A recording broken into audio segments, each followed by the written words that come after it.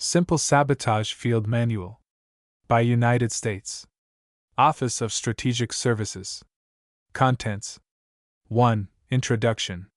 2. Possible effects. 3. Motivating the saboteur. 4. Tools, targets, and timing. 5. Specific suggestions for simple sabotage. 1. Introduction. The purpose of this paper is to characterize simple sabotage, to outline its possible effects, and to present suggestions for inciting and executing it.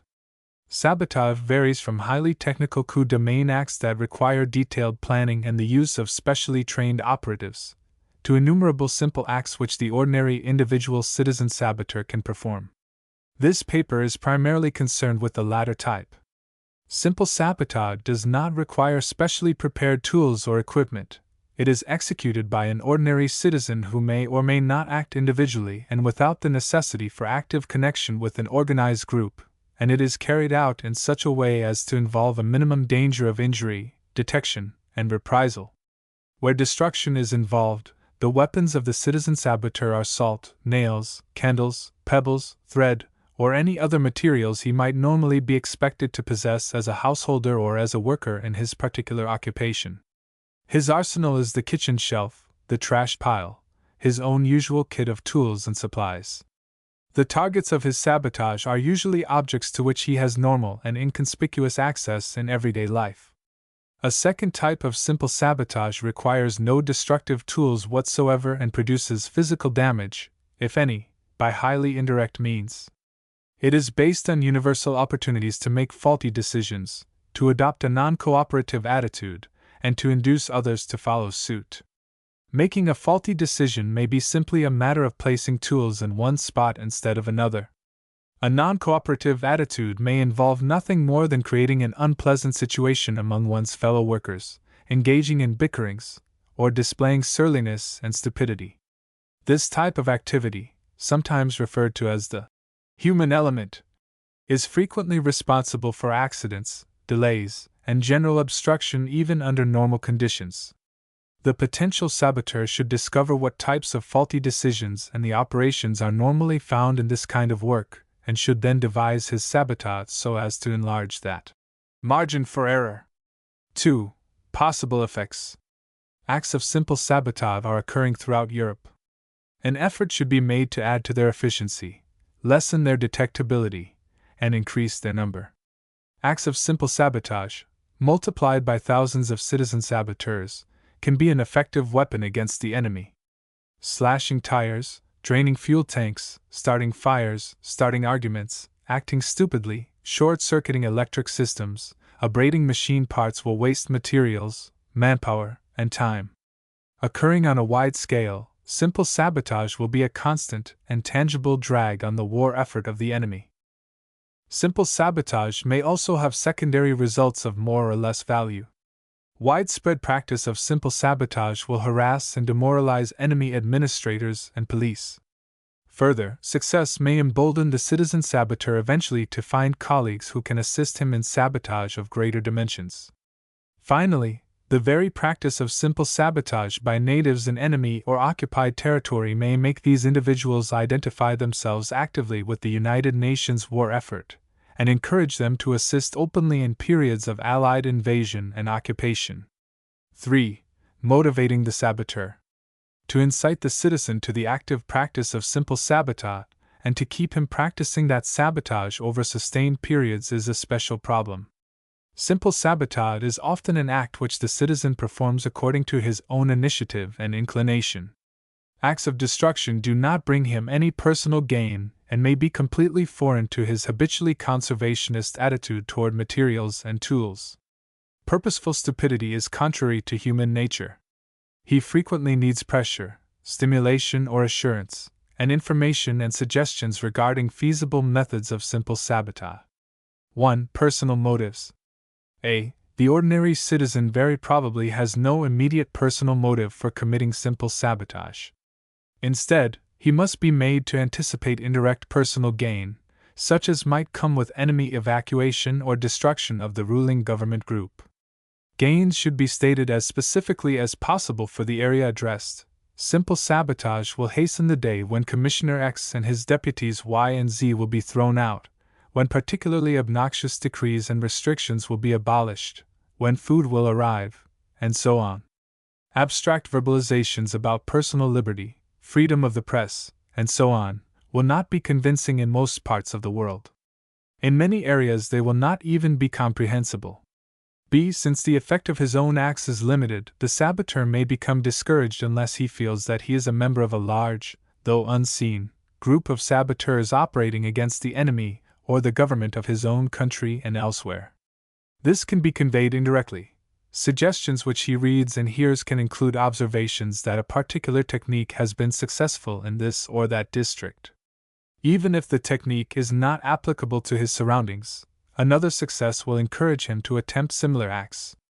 It also can be conveyed directly. Statements praising the effectiveness of simple sabotage can be contrived, which will be published by white radio, freedom stations, and the subversive press. Estimates of the proportion of the population engaged in sabotage can be disseminated.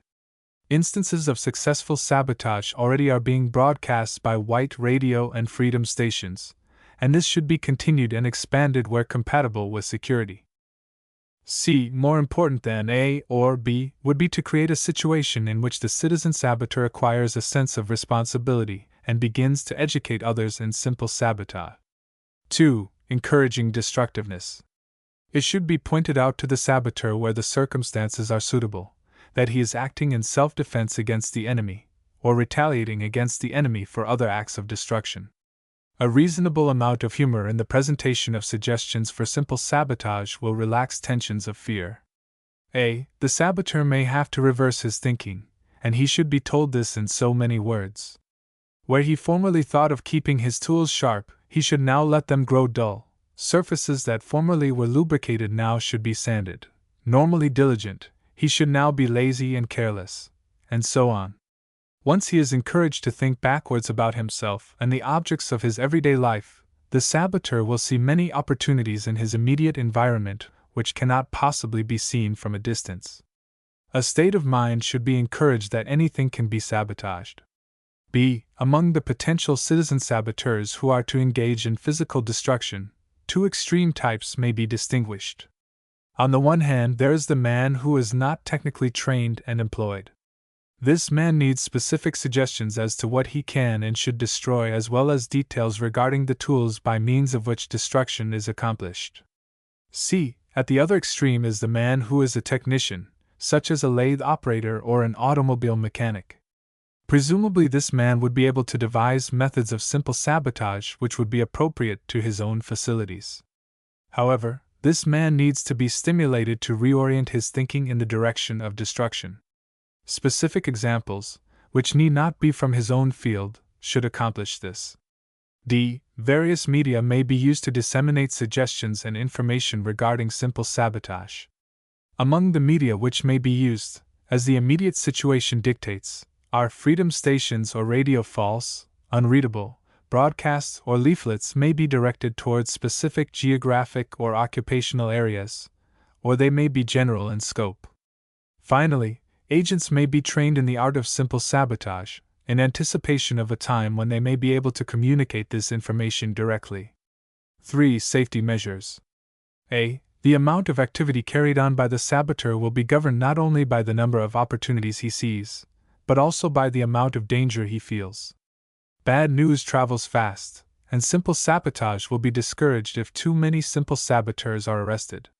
B. It should not be difficult to prepare leaflets and other media for the saboteur about the choice of weapons, time, and targets which will ensure the saboteur against detection and retaliation.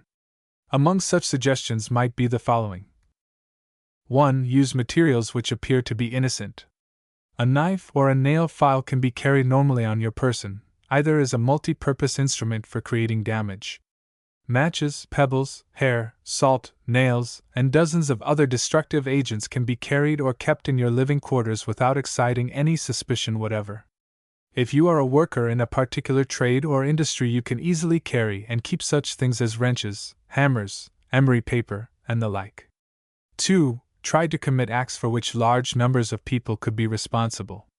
For instance, if you blow out the wiring in a factory at a central firebox, almost anyone could have done it. On the street sabotage after dark, such as you might be able to carry out against a military car or truck, is another example of an act for which it would be impossible to blame you. 3. Do not be afraid to commit acts for which you might be blamed directly, so long as you do so rarely, and as long as you have a plausible excuse. You dropped your wrench across an electric circuit because an air raid had kept you up the night before and you were half dozing at work. Always be profuse in your apologies. Frequently you can get away with such acts under the cover of pretending stupidity, ignorance, overcaution, fear of being suspected of sabotage, or weakness and dullness due to undernourishment. 4. After you have committed an act of easy sabotage, resist any temptation to wait around and see what happens. Loiterers arouse suspicion. Of course, there are circumstances when it would be suspicious for you to leave. If you commit sabotage on your job, you should naturally stay at your work. 4. Tools, targets, and timing. The citizen saboteur cannot be closely controlled. Nor is it reasonable to expect that simple sabotage can be precisely concentrated on specific types of target according to the requirements of a concrete military situation. Attempts to control simple sabotage according to developing military factors, moreover, might provide the enemy with intelligence of more or less value in anticipating the date and area of notably intensified or notably slackened military activity. Sabotage suggestions, of course, should be adapted to fit the area where they are to be practiced. Target priorities for general types of situations likewise can be specified, for emphasis at the proper time by the underground press, freedom stations, and cooperating propaganda. 1. Under general conditions.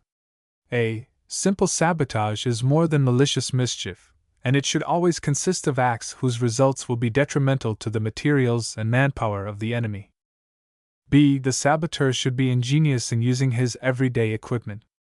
All sorts of weapons will present themselves if he looks at his surroundings in a different light. For example, emery dust at first may seem unobtainable, but if the saboteur were to pulverize an emery knife sharpener or emery wheel with a hammer, he would find himself with a plentiful supply. C. The saboteur should never attack targets beyond his capacity or the capacity of his instruments.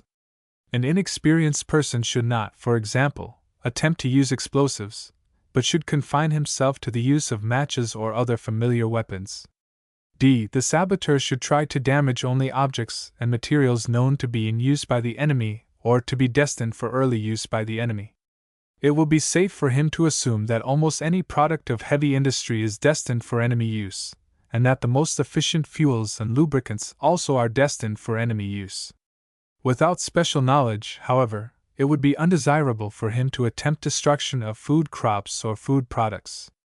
E. Although the citizen saboteur may rarely have access to military objects, he should give these preference above all others. 2. Prior to a military offensive.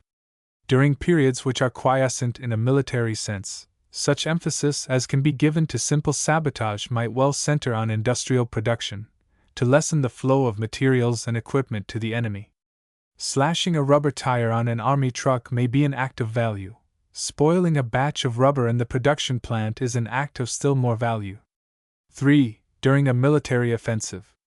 A. Most significant sabotage for an area which is, or is soon destined to be, a theater of combat operations is that whose effects will be direct and immediate.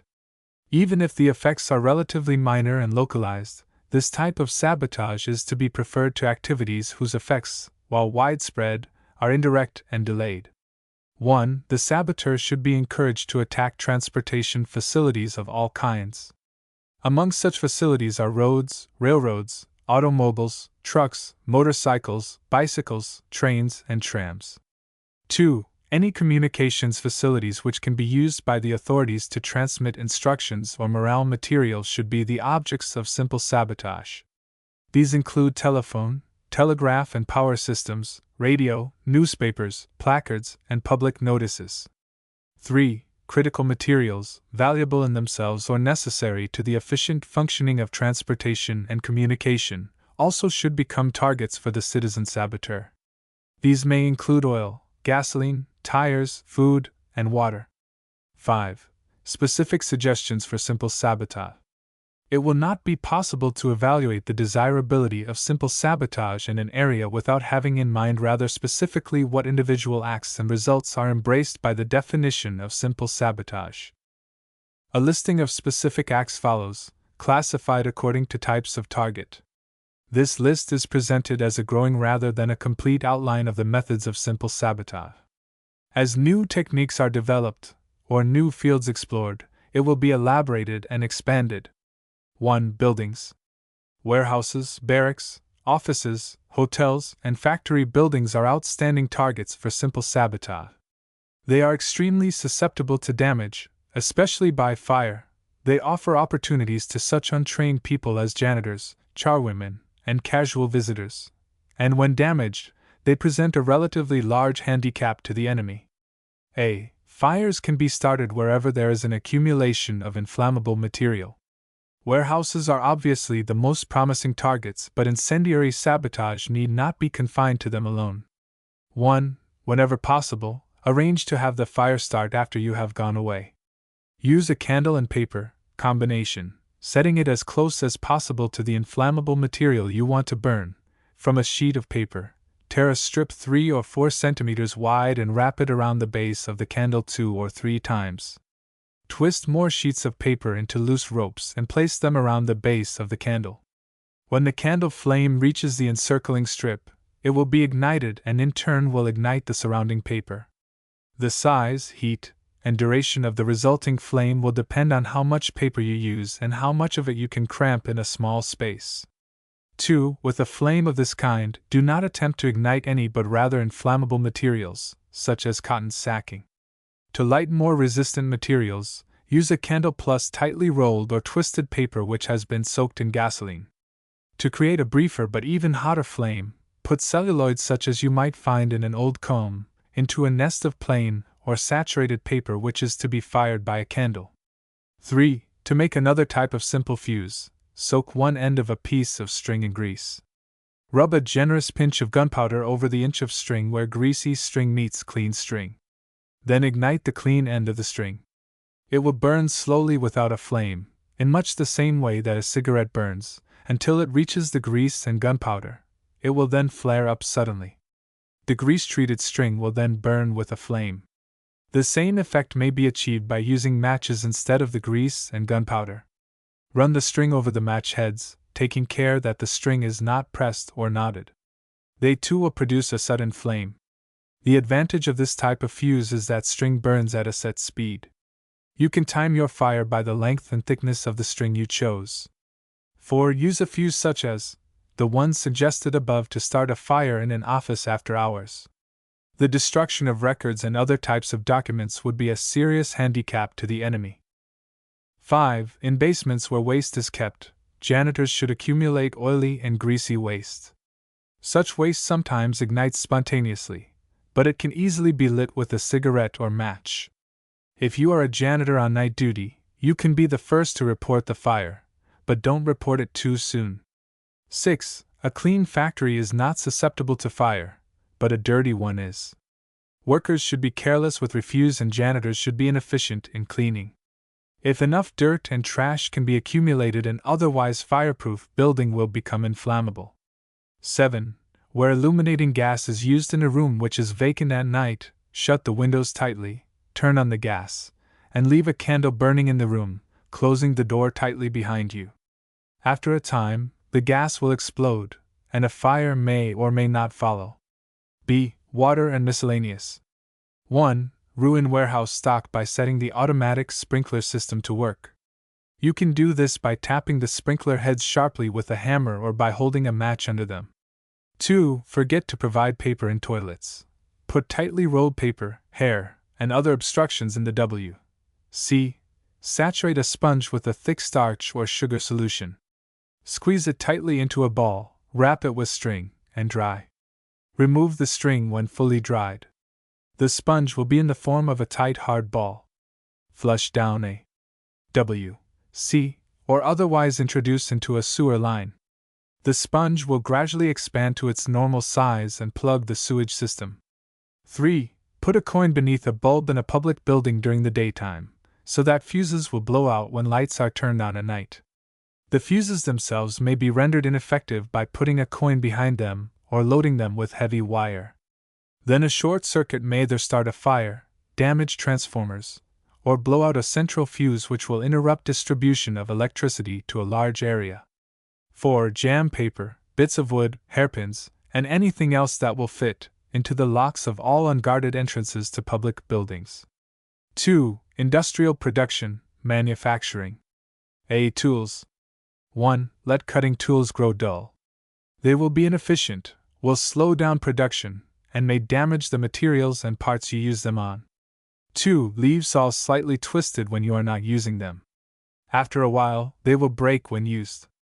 3. Using a very rapid stroke will wear out a file before its time. So will dragging a file in slow strokes under heavy pressure. Exert pressure on the backward stroke as well as the forward stroke. 4. Clean files by knocking them against a vise or the workpiece. They are easily broken this way. 5. Bits and drills will snap under heavy pressure. 6. You can put a press punch out of order by putting in it more material than it is adjusted for, 2 blanks instead of 1, for example. 7. Power-driven tools like pneumatic drills, riveters, and so on, are never efficient when dirty. Lubrication points and electric contacts can easily be fouled by normal accumulations of dirt or the insertion of foreign matter. B. Oil and lubrication systems are not only vulnerable to easy sabotage, but are critical in every machine with moving parts. Sabotage of oil and lubrication will slow production or stop work entirely at strategic points in industrial processes. 1. Put metal dust or filings, fine sand, ground glass, emery dust, get it by pounding up an emery knife sharpener, and similar hard, gritty substances directly into lubrication systems. They will scour smooth surfaces, ruining pistons, cylinder walls, shafts, and bearings.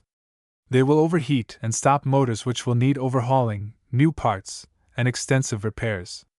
Such materials, if they are used, should be introduced into lubrication systems past any filters which otherwise would strain them out. 2. You can cause wear on any machine by uncovering a filter system, poking a pencil or any other sharp object through the filter mesh, then covering it up again. Or if you can dispose of it quickly, simply remove the filter. 3. If you cannot get at the lubrication system or filter directly, you may be able to lessen the effectiveness of oil by diluting it in storage. In this case, almost any liquid will do which will thin the oil. A small amount of sulfuric acid, varnish, water glass, or linseed oil will be especially effective. 4. Using a thin oil where a heavy oil is prescribed will break down a machine or heat up a moving shaft so that it will freeze and stop. 5. Put any clogging substance into lubrication systems or, if it will float, into stored oil. Twisted combings of human hair, pieces of string, dead insects, and many other common objects will be effective in stopping or hindering the flow of oil through feed lines and filters.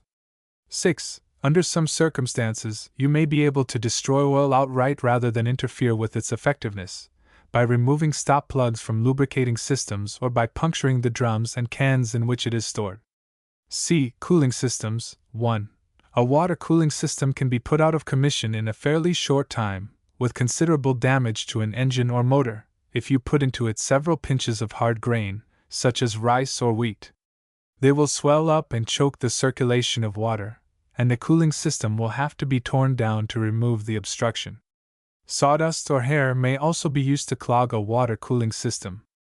2. If very cold water is quickly introduced into the cooling system of an overheated motor, contraction and considerable strain on the engine housing will result. If you can repeat the treatment a few times, cracking and serious damage will result. 3. You can ruin the effectiveness of an air cooling system by plugging dirt and waste into intake or exhaust valves. If a belt-run fan is used in the system, make a jagged cut at least halfway through the belt. It will slip and finally part under strain and the motor will overheat.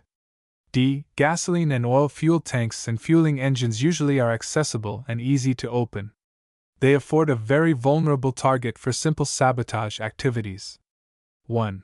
Put several pinches of sawdust or hard grain, such as rice or wheat, into the fuel tank of a gasoline engine. The particles will choke a feed line so that the engine will stop. Some time will be required to discover the source of the trouble. Although they will be hard to get, crumbs of natural rubber, such as you might find in old rubber bands and pencil erasers, are also effective. 2. If you can accumulate sugar, put it in the fuel tank of a gasoline engine. As it burns together with the gasoline, it will turn into a sticky mess which will completely mire the engine and necessitate extensive cleaning and repair. Honey and molasses are as good as sugar. Try to use about 75 to 100 grams for each 10 gallons of gasoline. 3. Other impurities which you can introduce into gasoline will cause rapid engine wear and eventual breakdown. Fine particles of pumice, sand, ground glass, and metal dust can easily be introduced into a gasoline tank. Be sure that the particles are very fine, so that they will be able to pass through the carburetor jet. 4. Water, urine, wine, or any other simple liquid you can get in reasonably large quantities will dilute gasoline fuel to a point where no combustion will occur in the cylinder and the engine will not move. 1 pint to 20 gallons of gasoline is sufficient. If salt water is used, it will cause corrosion and permanent motor damage. 5. In the case of diesel engines, put low flash point oil into the fuel tank. The engine will not move. If there already is proper oil in the tank when the wrong kind is added, the engine will only limp and sputter along. 6. Fuel lines to gasoline and oil engines frequently pass over the exhaust pipe. When the machine is at rest, you can stab a small hole in the fuel line and plug the hole with wax. As the engine runs and the exhaust tube becomes hot, the wax will be melted, fuel will drip onto the exhaust, and a blaze will start. 7. If you have access to a room where gasoline is stored, remember that gas vapor accumulating in a closed room will explode after a time if you leave a candle burning in the room. A good deal of evaporation, however, must occur from the gasoline tins into the air of the room. If removal of the tops of the tins does not expose enough gasoline to the air to ensure copious evaporation, you can open lightly constructed tins further with a knife, ice pick, or sharpened nail file. Or puncture a tiny hole in the tank which will permit gasoline to leak out on the floor. This will greatly increase the rate of evaporation. Before you light your candle, be sure that windows are closed and the room is as airtight as you can make it. If you can see that windows in a neighboring room are opened wide, you have a chance of setting a large fire which will not only destroy the gasoline but anything else nearby. When the gasoline explodes, the doors of the storage room will be blown open, a draft to the neighboring windows will be created which will whip up a fine conflagration. Electric motors, including dynamos, are more restricted than the targets so far discussed. They cannot be sabotaged easily or without risk of injury by unskilled persons who may otherwise have good opportunities for destruction. 1. Set the rheostat to a high point of resistance in all types of electric motors. They will overheat and catch fire. 2. Adjust the overload relay to a very high value beyond the capacity of the motor. Then overload the motor to a point where it will overheat and break down. 3. Remember that dust, dirt, and moisture are enemies of electrical equipment. Spill dust and dirt onto the points where the wires in electric motors connect with terminals, and onto insulating parts. Inefficient transmission of current, and in some cases short circuits, will result. Wet generator motors to produce short circuits. 4. Accidentally bruise the insulation on wire, loosen nuts on connections, make faulty splices and faulty connections in wiring, to waste electric current and reduce the power of electric motors, the power output, or cause short circuiting in direct current motors. Loosen or remove commutator holding rings. Sprinkle carbon, graphite, or metal dust on commutators. Put a little grease or oil at the contact points of commutators. Where commutator bars are close together, bridge the gaps between them with metal dust, or sawtooth their edges with a chisel so that the teeth on adjoining bars meet, or nearly meet, and current can pass from one to the other. 6. Put a piece of finely grained emery paper half the size of a postage stamp in a place where it will wear away rotating brushes. The emery paper and the motor will be destroyed in the resulting fire. 7. Sprinkle carbon, graphite, or metal dust on slip rings so that the current will leak or short circuits will occur. When a motor is idle, nick the slip rings with a chisel. 8. Cause motor stoppage or inefficiency by applying dust mixed with grease to the face of the armature so that it will not make proper contact. 9. To overheat electric motors, mix sand with heavy grease and smear it between the stator and rotor, or wedge thin metal pieces between them.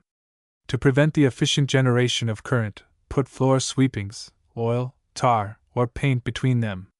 10. In motors using three-phase current, deeply nick one of the lead-in wires with a knife or file when the machine is at rest, or replace one of the 3 fuses with a blown-out fuse. In the first case, the motor will stop after running a while, and in the second, it will not start. F. Transformers. 1. Transformers of the oil-filled type can be put out of commission if you pour water, salt water, machine tool coolant, or kerosene into the oil tank. 2. In air-cooled transformers, block the ventilation by piling debris around the transformer. 3. In all types of transformers, throw carbon, graphite, or metal dust over the outside bushings and other exposed electrical parts. G. Turbines for the most part are heavily built, stoutly housed, and difficult of access. Their vulnerability to simple sabotage is very low. 1. After inspecting or repairing a hydro turbine, fasten the cover insecurely so that it will blow off and flood the plant with water. A loose cover on a steam turbine will cause it to leak and slow down. 2. In water turbines, insert a large piece of scrap iron in the head of the penstock, just beyond the screening, so that water will carry the damaging material down to the plant equipment. 3. When the steam line to a turbine is opened for repair, put pieces of scrap iron into it, to be blasted into the turbine machinery when steam is up again. 4. Create a leak in the line feeding oil to the turbine, so that oil will fall on the hot steam pipe and cause a fire. H. Boilers. 1. Reduce the efficiency of steam boilers any way you can. Put too much water in them to make them slow starting, or keep the fire under them low to keep them inefficient. Let them dry and turn the fire up. They will crack and be ruined. An especially good trick is to keep putting limestone or water containing lime in the boiler. It will deposit lime on the bottom and sides. This deposit will provide very good insulation against heat. After enough of it has collected, the boiler will be completely worthless. 3. Production. Metals. A. Iron and steel. 1. Keep blast furnaces in a condition where they must be frequently shut down for repair. In making fireproof bricks for the inner lining of blast furnaces, put in an extra proportion of tar so that they will wear out quickly and necessitate constant relining. 2. Make cores for casting so that they are filled with air bubbles and an imperfect cast results.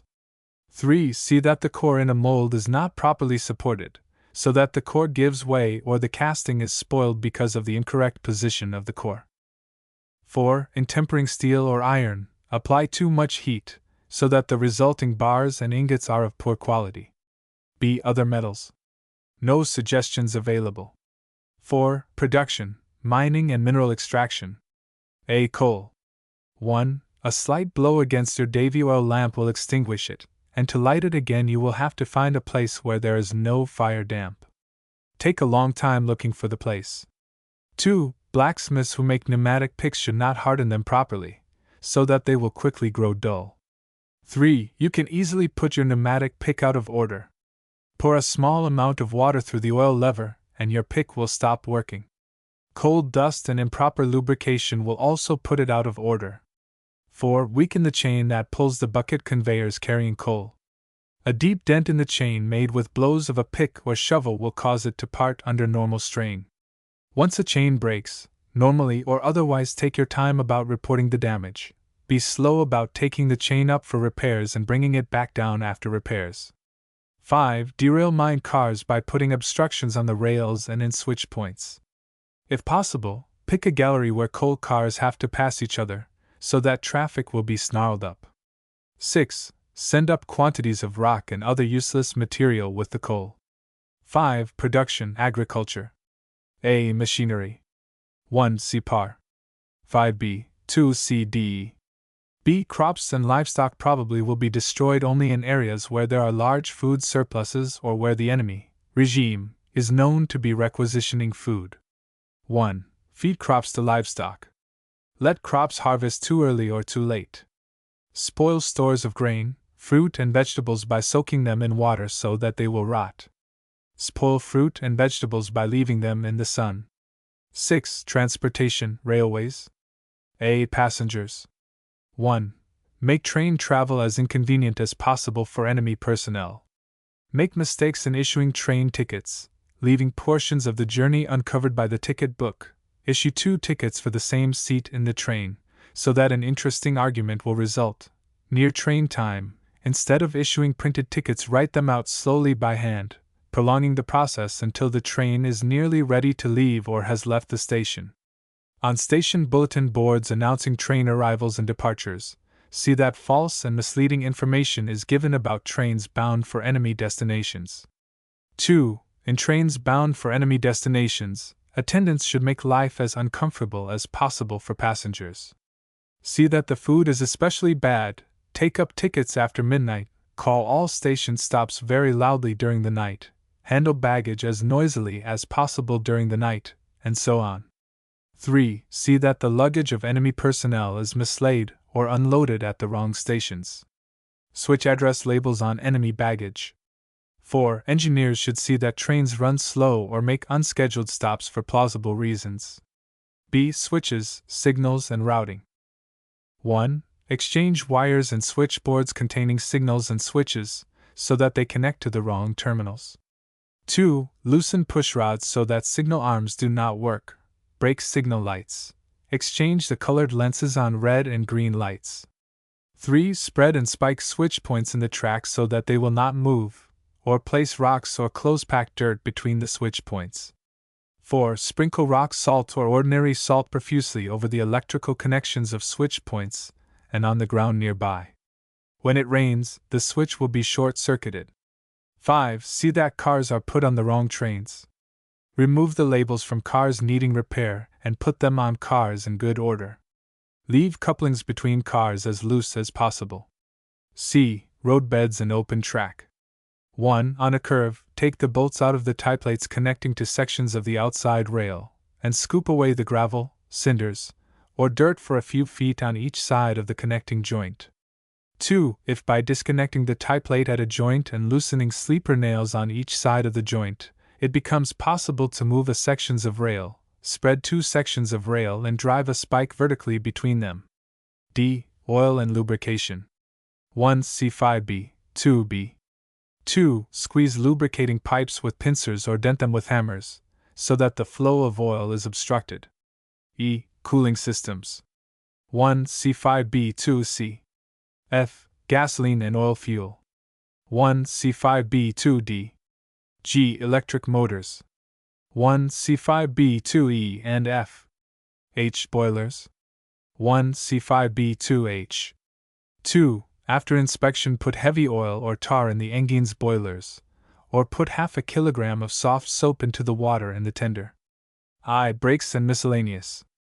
1. Engines should run at high speeds and use brakes excessively at curves and on downhill grades. 2. Punch holes in air brake valves or water supply pipes. 3. In the last car of a passenger train or a front car of a freight, remove the wadding from a journal box and replace it with oily rags. 7. Transportation, automotive. A. Roads. Damage to roads 3 below is slow, and therefore impractical as a D-Day or near D-Day activity. 1. Change sign posts at intersections and forks. The enemy will go the wrong way and it may be miles before he discovers his mistakes. In areas where traffic is composed primarily of enemy autos, trucks, and motor convoys of various kinds, remove danger signals from curves and intersections. 2. When the enemy asks for directions, give him wrong information. Especially when enemy convoys are in the neighborhood, truck drivers can spread rumors and give false information about bridges being out, ferries closed, and detours lying ahead. 3. If you can start damage to a heavily traveled road, passing traffic and the elements will do the rest. Construction gangs can see that too much sand or water is put in concrete or that the road foundation has soft spots. Anyone can scoop ruts in asphalt and macadam roads which turn soft in hot weather. Passing trucks will accentuate the ruts to a point where substantial repair will be needed. Dirt roads also can be scooped out. If you are a road laborer, it will be only a few minutes' work to divert a small stream from a sluice so that it runs over and eats away the road. 4. Distribute broken glass, nails, and sharp rocks on roads to puncture tires. B. Passengers. 1. Bus driver can go past the stop where the enemy wants to get off. Taxi drivers can waste the enemy's time and make extra money by driving the longest possible route to his destination. C. Oil and lubrication. 1. C5B. 2B. 2. Disconnect the oil pump. This will burn out the main bearings in less than 50 miles of normal driving. D. Radiator. 1. C5B. 2. C. E. Fuel. 1. C5B. 2. D. F. Battery and ignition. 1. Jam bits of wood into the ignition lock. Loosen or exchange connections behind the switchboard. Put dirt in spark plugs. Damage distributor points. 2. Turn on the lights in parked cars so that the battery will run down. 3. Mechanics can ruin batteries in a number of undetectable ways. Take the valve cap off a cell, and drive a screwdriver slantwise into the exposed water vent, shattering the plates of the cell. No damage will show when you put the cap back on. Iron or copper filings put into the cells, i.e., dropped into the acid, will greatly shorten its life. Copper coins or a few pieces of iron will accomplish the same and more slowly. 100 to 150 cubic centimeters of vinegar in each cell greatly reduces the life of the battery, but the odor of the vinegar may reveal what has happened. G. Gears. 1. Remove the lubricant from or put too light a lubricant in the transmission and other gears. 2. In trucks, tractors, and other machines with heavy gears, fix the gear case insecurely, putting bolts in only half the bolt holes. The gears will be badly jolted in use and will soon need repairs. H. Tires. 1. Slash or puncture tires of unguarded vehicles. Put a nail inside a matchbox or other small box, and set it vertically in front of the back tire of a stationary car. When the car starts off, the nail will go neatly through the tire. 2. It is easy to damage a tire in a tire repair shop, in fixing flats, spill glass, benzene, caustic soda, or other material inside the casing which will puncture or corrode the tube. If you put a gummy substance inside the tube, the next flat will stick the tube to the casing and make it unusable. Or, when you fix a flat tire, you can simply leave between the tube and the casing the object which caused the flat in the first place. 3. In assembling a tire after repair, pump the tube up as fast as you can. Instead of filling out smoothly, it may crease, in which case it will wear out quickly.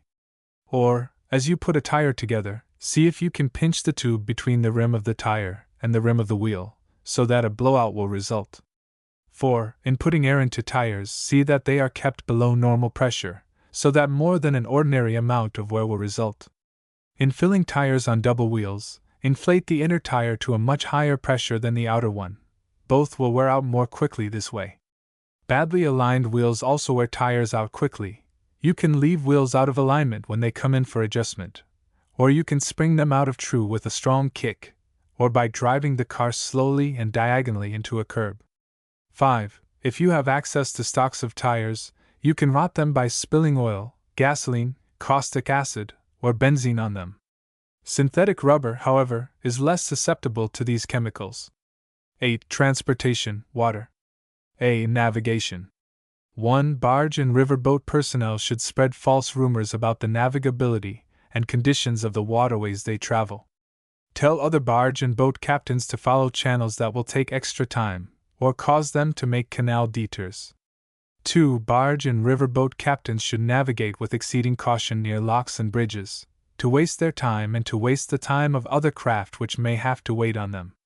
If you don't pump the bilges of ships and barges often enough, they will be slower and harder to navigate. Barges, accidentally, run aground are an efficient time waster too. 3. Attendants on swing, draw, or bascule bridges can delay traffic over the bridge or in the waterway underneath by being slow. Boat captains can leave unattended drawbridges open in order to hold up road traffic. 4. Add or subtract compensating magnets to the compass on cargo ships. Demagnetize the compass or maladjust it by concealing a large bar of steel or iron near to it. B. Cargo. 1. While loading or unloading, handle cargo carelessly in order to cause damage.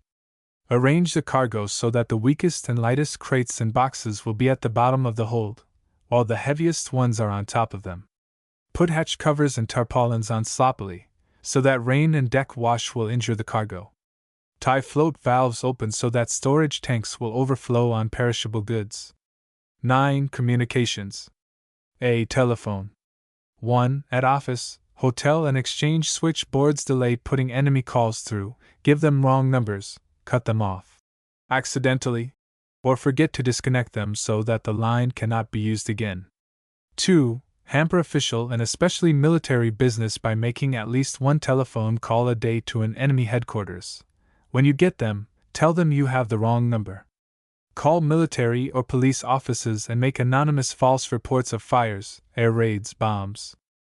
3. In offices and buildings used by the enemy, unscrew the earphone of telephone receivers and remove the diaphragm. Electricians and telephone repairmen can make poor connections and damage insulation so that cross-talk and other kinds of electrical interference will make conversations hard or impossible to understand. 4. Put the batteries under automatic switchboards out of commission by dropping nails, metal filings, or coins into the cells. If you can treat half the batteries in this way, the switchboard will stop working. A whole telephone system can be disrupted if you can put 10% of the cells and half the batteries of the central battery room out of order. B. Telegraph. 1. Delay the transmission and delivery of telegrams to enemy destinations. 2. Garble telegrams to enemy destinations so that another telegram will have to be sent, or a long-distance call will have to be made. Sometimes it will be possible to do this by changing a single letter in a word, for example, changing minimum to maximum, so that the person receiving the telegram will not know whether minimum or maximum is meant. C. Transportation lines. 1. Cut telephone and telegraph transmission lines. Damage insulation on power lines to cause interference. D. Mail. 1. Post office employees can see to it that enemy mail is always delayed by 1 day or more, that it is put in wrong sacks, and so on. E. Motion pictures. 1. Projector operators can ruin newsreels and other enemy propaganda films by bad focusing, speeding up or slowing down the film and by causing frequent breakage in the film. 2. Audiences can ruin enemy propaganda films by applauding to drown the words of the speaker, by coughing loudly, and by talking. 3. Anyone can break up a showing of an enemy propaganda film by putting 2 or 3 dozen large moths in a paper bag. Take the bag to the movies with you, put it on the floor in an empty section of the theater as you go in, and leave it open. The moths will fly out and climb into the projector beam, so that the film will be obscured by fluttering shadows. F. Radio. 1. Station engineers will find it quite easy to overmodulate transmissions of talks by persons giving enemy propaganda or instructions, so that they will sound as if they were talking through a heavy cotton blanket with a mouth full of marbles. 2. In your own apartment building, you can interfere with radio reception at times when the enemy wants everybody to listen. Take an electric light plug off the end of an electric light cord. Take some wire out of the cord and tie it across 2 terminals of a 2-pronged plug or 3 terminals of a 4-pronged plug. Then take it around and put it into as many wall and floor outlets as you can find. Each time you insert the plug into a new circuit, you will blow out a fuse and silence all radios running on power from that circuit until a new fuse is put in. 3. Damaging insulation on any electrical equipment tends to create radio interference in the immediate neighborhood, particularly on large generators, neon signs, fluorescent lighting, X-ray machines, and power lines. If workmen can damage insulation on a high-tension line near an enemy airfield, they will make ground-to-plane radio communications difficult and perhaps impossible during long periods of the day. 10. Electric power. A. Turbines, electric motors, transformers. 1. C5B, 2. E, F, and G. B. Transmission lines. 1. Linesmen can loosen and dirty insulators to cause power leakage. It will be quite easy, too, for them to tie a piece of very heavy string several times back and forth between 2 parallel transmission lines, winding it several turns around the wire each time. Beforehand, the string should be heavily saturated with salt and then dried. When it rains, the string becomes a conductor, and a short circuit will result. 11. General interference with organizations and production. A. Organizations and conferences. 1. Insist on doing everything through channels. Never permit shortcuts to be taken in order to expedite decisions. 2. Make speeches. Talk as frequently as possible and at great length. Illustrate your points by long anecdotes and accounts of personal experiences.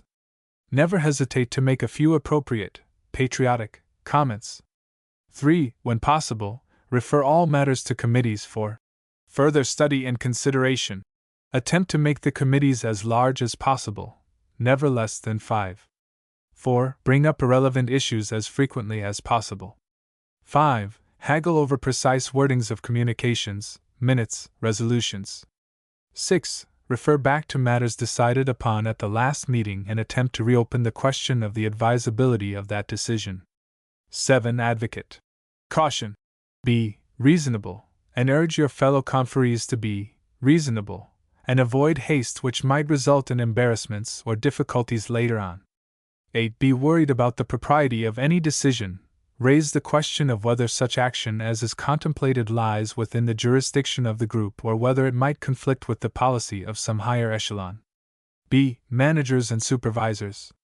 1. Demand written orders. 2. Misunderstand orders. Ask endless questions or engage in long correspondence about such orders. Quibble over them when you can. 3. Do everything possible to delay the delivery of orders. Even though parts of an order may be ready beforehand, don't deliver it until it is completely ready. 4. Don't order new working materials until your current stocks have been virtually exhausted, so that the slightest delay in filling your order will mean a shutdown. 5. Order high-quality materials which are hard to get. If you don't get them, argue about it. 1. That inferior materials will mean inferior work. 6. In making work assignments, always sign out the unimportant jobs first. See that the important jobs are assigned to inefficient workers of poor machines. 7. Insist on perfect work in relatively unimportant products. Send back for refinishing those which have the least flaw. Approve other defective parts whose flaws are not visible to the naked eye. 8. Make mistakes in routing so that parts and materials will be sent to the wrong place in the plant. 9. When training new workers, give incomplete or misleading instructions. 10. To lower morale and with it, production, be pleasant to inefficient workers. Give them undeserved promotions. Discriminate against efficient workers. Complain unjustly about their work. 11. Hold conferences when there is more critical work to be done. 12. Multiply paperwork in plausible ways. Start duplicate files. 13. Multiply the procedures and clearances involved in issuing instructions, pay checks, and so on. See that 3 people have to approve everything where 1 would do. 14. Apply all regulations to the last letter. See office workers. 1. Make mistakes in quantities of material when you are copying orders. Confuse similar names. Use wrong addresses. 2. Prolong correspondence with government bureaus. 3. Misfile essential documents. 4. In making carbon copies, make one too few, so that an extra copying job will have to be done. 5. Tell important callers the boss is busy or talking on another telephone. 6. Hold up mail until the next collection. 7. Spread disturbing rumors that sound like inside dope. D. Employees. 1. Work slowly. Think out ways to increase the number of movements necessary on your job. Use a light hammer instead of a heavy one. Try to make a small wrench do when a big one is necessary. Use little force where considerable force is needed, and so on. 2. Contrive as many interruptions to your work as you can. When changing the material on which you are working, as you would on a lathe or punch, take needless time to do it. If you are cutting, shaping, or doing other measured work, measure dimensions twice as often as you need to. When you go to the lavatory, spend a longer time there than is necessary. Forget tools so that you will have to go back after them. 3. Even if you understand the language, pretend not to understand instructions in a foreign tongue. 4. Pretend that instructions are hard to understand, and ask to have them repeated more than once. Or pretend that you are particularly anxious to do your work, and pester the foreman with unnecessary questions. 5. Do your work poorly and blame it on bad tools, machinery, or equipment. Complain that these things are preventing you from doing your job right. 6. Never pass on your skill and experience to a new or less skillful worker. 7. Snarl up administration in every possible way. Fill out forms illegibly so that they will have to be done over.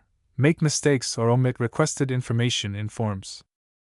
8. If possible, join or help organize a group for presenting employee problems to the management.